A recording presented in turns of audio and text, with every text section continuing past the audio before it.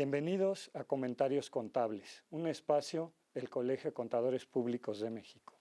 Yo soy su amigo, el contador público Rodrigo Prieto Sánchez, vicepresidente de la Comisión Técnica de Desarrollo en Seguridad Social. El día de hoy reflexionaremos acerca del tema Millennials y pensiones. Y para ello tenemos 3 invitados de gala y además especialistas en este tema. Presento al contador público certificado, Miguel Ángel Silva Pedrosa, es integrante de la Comisión de Desarrollo en Seguridad Social y también de la Comisión Técnica en el Colegio de Contadores Públicos de México. Gracias, Rodrigo. Bienvenido, Miguel. A mi lado derecho, a la contadora pública Laura del Carmen Prats Maza. Laura, Gracias, bienvenida Rodrigo. también.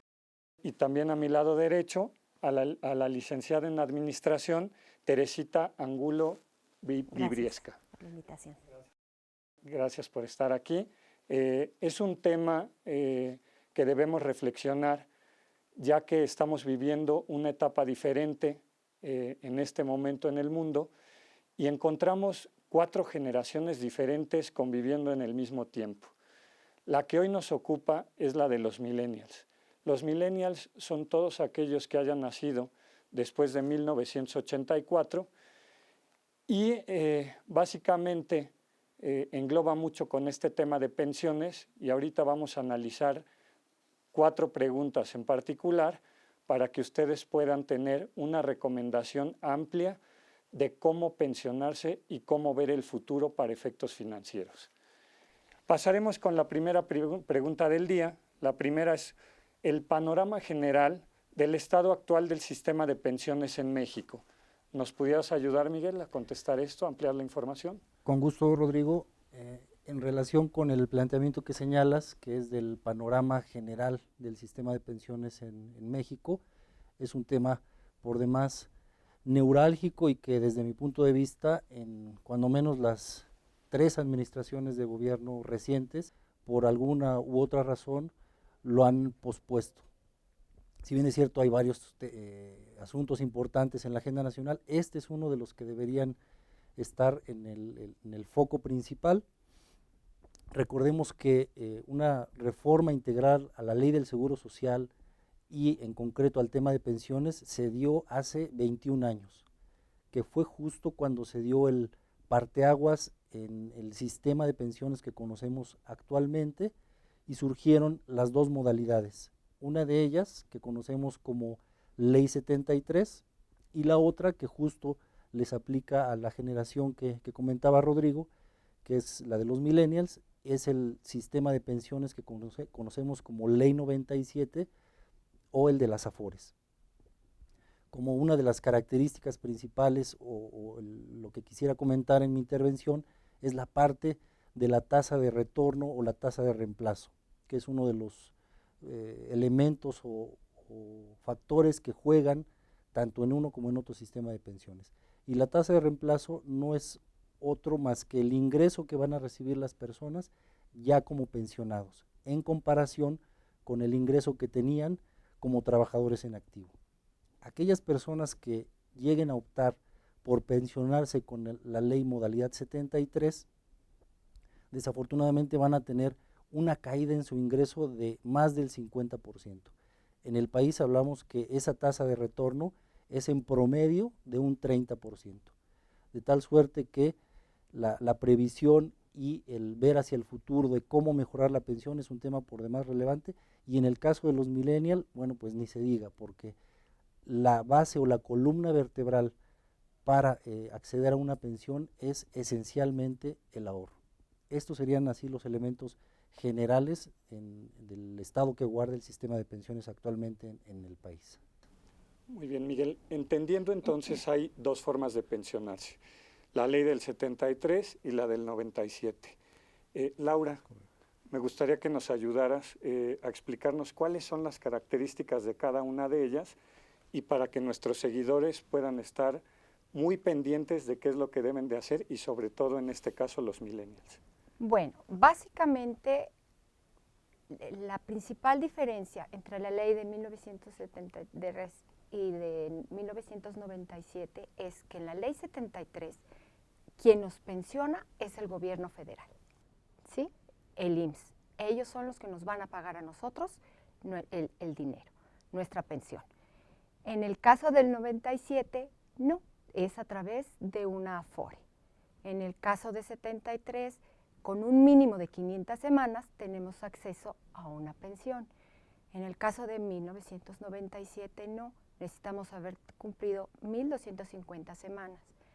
Ya es mucho camino el que hay que andar para tener acceso a dicha pensión. Y esa pensión va a ser, como decía Miguel Ángel, a través de las Afores. Muy bien. Tere, ahora te toca a ti, que eres la única que no ha hablado el día de hoy en este espacio. Sí. Entonces, a mí me gustaría que nos dijeras cuáles son las recomendaciones para poder maximizar una pensión. Ok, como decían, la gran diferencia es que los millennials, que les llamamos, o la generación de la nueva ley Afore, se va a pensionar con lo que ahorren, ¿no?, en su Afore. Bueno, malo, justo, injusto, es lo que nos toca, ¿no? Entonces, ¿qué tenemos que hacer con los millennials? Primero, crear un chip de ahorro. Saber que ya no va a existir el IMSS, que ya no va a existir el gobierno, que nos va a dar una pensión, ¿no? Es hacer nuestra propia pensión pensando en que tenemos que ahorrar. Pero no nos podemos dar el lujo de ahorrar hasta los 40, 50 años, porque no va a dar tiempo. Entonces, los millennials, ¿qué tienen que hacer? Ahorrar ya y crear un chip de ahorro, que es gano, ahorro y después gasto, ¿no? Como un chip es por lo menos el 10% de lo que uno gana es lo que tiene que ir al ahorro para el retiro.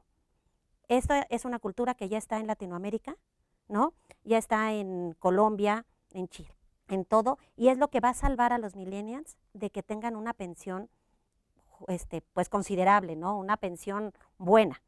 Es decir, ahorita un muchacho de 20, 25 años que entra a trabajar, gana 10,000 pesos, en su cabeza tiene que decir, gano 9,000.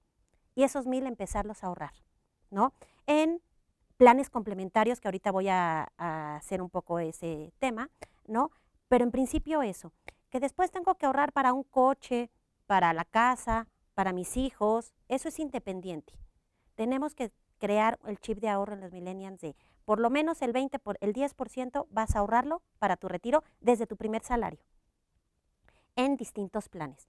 En un principio, la Afore es buena opción de ahorro, en un principio sí, pero no para dejarlo ahí, ¿sale? ¿Por qué? Porque tenemos que crear primero dos cosas distintas. El ahorro personal, que va a ser para incrementar la pensión, y no descuidar la parte del IMSS, la parte de la Afore. ¿Cómo nos pensionamos en la nueva ley, quitando la parte complementaria? Es 3 formas de pensionarse, pero en un resumen es cuánto juntas en tu Afore. Dependiendo de lo que juntas en tu Afore, se divide entre tu esperanza de vida y te toca una pensión.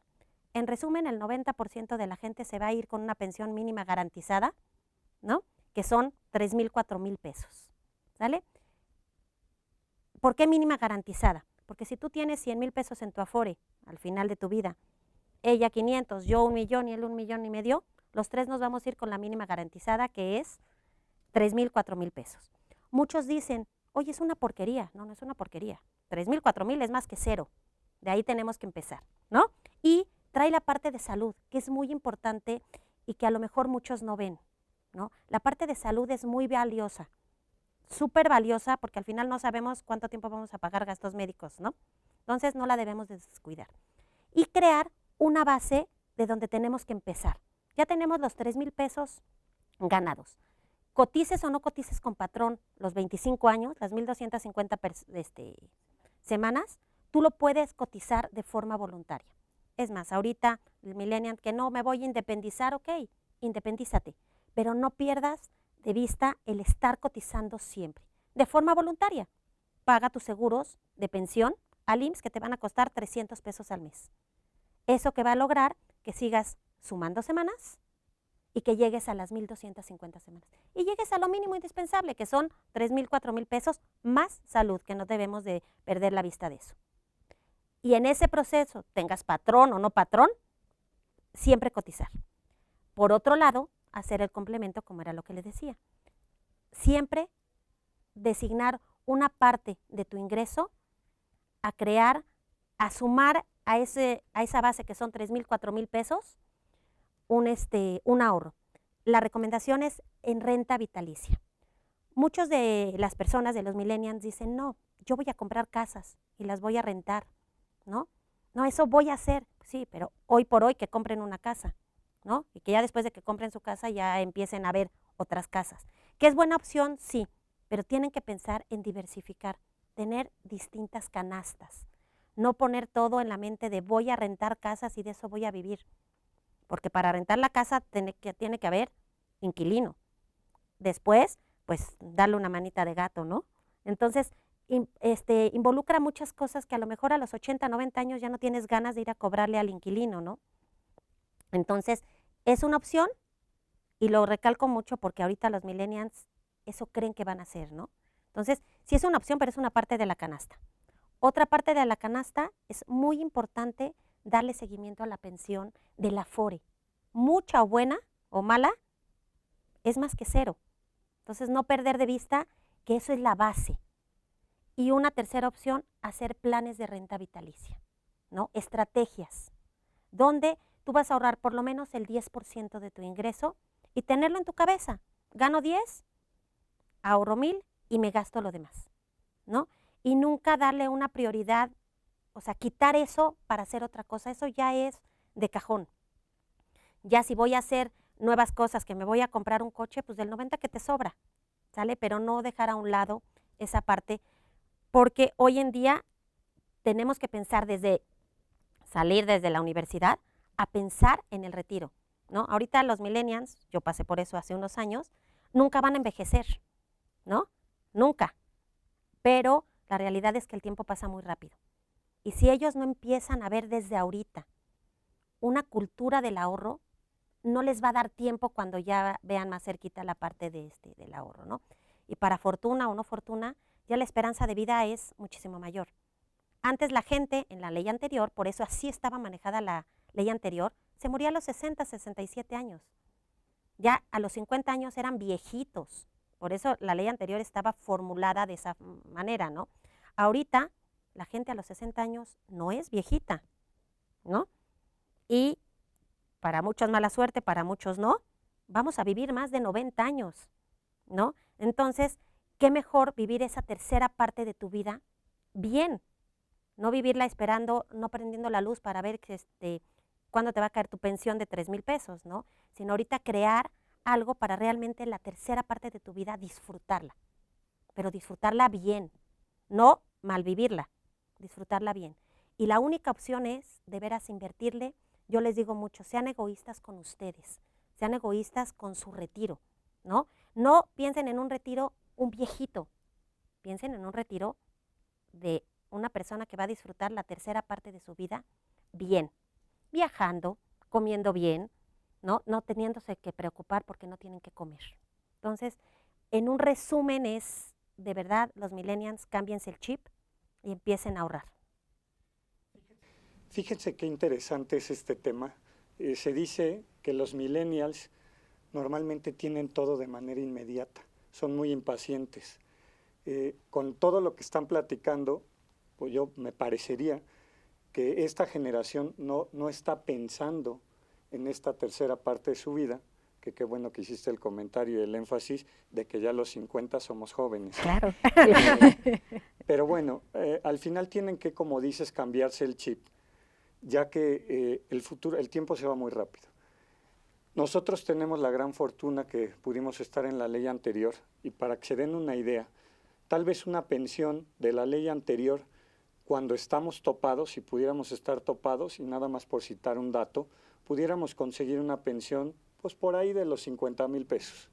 Exacto. La verdad es que ya es un buen dinero para poder pasar esta tercera etapa, como lo mencionan, y en la ley 97 no sucede así. Si hiciéramos probablemente un comparativo de qué pasa con esta nueva ley, el trabajador que también estuviera topado en su salario probablemente pudiera percibir una pensión pues de 7, 8 mil pesos, Máximo. 9,000 máximo. Sí está muy disparado el importe de 50,000 pesos contra 9. Es por eso que nuestros panelistas lo que nos recomiendan es que la gente nueva, y en el caso específico que nos ocupa los millennials, puedan tener aportaciones importantes durante un número de años elevado para que cuando lleguen a esa etapa lo complementen con la pensión y puedan llegar a tener este importe muy similar a los 50,000. Ahora, me gustaría que me dijeran cuáles son los requisitos para este tipo de pensiones, para que nuestro auditorio supiera qué deben hacer y qué requisitos son. Bueno, las rentas vitalicias pueden hacerse a través de una aseguradora.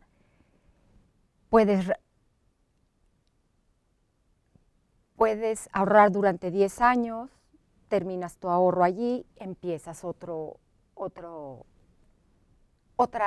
renta vitalicia. Entonces una canasta ya la tienes, que esa es para tu retiro. Pero si quieres seguir ahorrando, pues vas formando otra canasta, no sé, para el colegio de tus hijos. Lo más importante es que ellos no pierdan de vista que vivir de la inmediatez no les va a dejar algo de sustento para su, vamos a decirlo de alguna forma, vejez. Ellos tienen que pensar ahorita a futuro, no nada más en el plan inmediato. Volviendo a la pregunta, los requisitos, ¿no? Requisitos, ¿de qué te refieres? ¿De la ley anterior o de la ley nueva? De ¿no? la ley nueva, porque los millennials caían en la ley del 97. Ley nueva, un requisito indispensable es juntar, como decía Laura, 1,250 semanas de cotización para lograr la pensión IMSS, que no la debemos de dejar a un lado o menospreciar de que es una porquería. No, no es una porquería. 3,000 es mejor que 0, ¿no? 4,000 es mejor que 0. Y no perder de vista que lo que vamos a buscar es la parte de salud, que la parte de salud es lo que merma la mayor parte del patrimonio de las personas, ¿no? Tengo gastos médicos, ¿y cuánto tiempo vas a poder pagar una póliza de gastos médicos? ¿No? Entonces, no despreciemos esa parte. Entonces, por un lado, son 1,250 semanas de cotización. Estés cotizando con patrón o no. Dejas de cotizar con patrón, te metes a modalidad 40, que es la parte voluntaria, ¿no? ¿Para qué? Para siempre seguir cotizando y nunca dejar de a un lado ese requisito importante. 2, en los millennials no importa si ganas mucho o poco, da exactamente lo mismo, ¿no? Como decías, una persona para juntar una pensión de un topado de 8,000 pesos, 7,000 pesos, es porque los 25 años de cotización cotizó al tope. Entonces, yo no diría que es un requisito cotizar alto o barato, ¿no? Entonces, eso es en parte por parte de los requisitos del IMSS. Por parte de requisitos de una estrategia complementaria, es muy importante el ahorro en un plan de renta vitalicia. Existen varios, con varias empresas, con varias aseguradoras. Yo sí recomendaría ciertas aseguradoras donde no nada más es ahorro de voy a ahorrar, te tienes que proteger, ¿no? Siempre amarrarlo con un seguro, ¿no? Bien, perfecto. Eso es como a grandes rasgos. Ok. Quisiera citar, Miguel, alguna conclusión al tema. Sí, con mucho gusto, Rodrigo. Una parte son los requisitos legales que mencionabas, pero la otra, y que también debería ser parte personal del plan de vida y de retiro, son los requisitos no legales, que es pensar justamente en este plan de inversión a mediano o largo plazo, para que justo esa tasa de retorno de la que hablaba en un principio, sí llegara a superar ese 50% y no se cayera al 30% en promedio que hay en el país. Desde mi punto de vista, sí es necesaria una reforma como la que hubo en 97, replanteando el esquema actual del sistema de pensiones e incluso dando más incentivos fiscales tanto a las empresas como a las personas físicas para que la parte del ahorro y el tema de pensiones en un futuro sea mucho más tranquilo llegado el momento, ¿no? Amigos millennials, yo creo que terminando de ver la cápsula, lo primero que deben hacer es llamar a su aseguradora, preguntar de planes de ahorro para que podamos retirarnos de manera digna. Les agradezco por su valiosa intervención en esta cápsula. Los invitamos a las próximas emisiones de Comentarios Contables, las cuales serán compartidas en la página del colegio www.cscpm.org.mx. Y por favor, visitarnos en las redes sociales, Facebook, LinkedIn y Twitter. Por nuestra parte es todo. Les agradezco nuevamente y hasta luego. Gracias. Muchas Gracias. gracias. Rodrigo.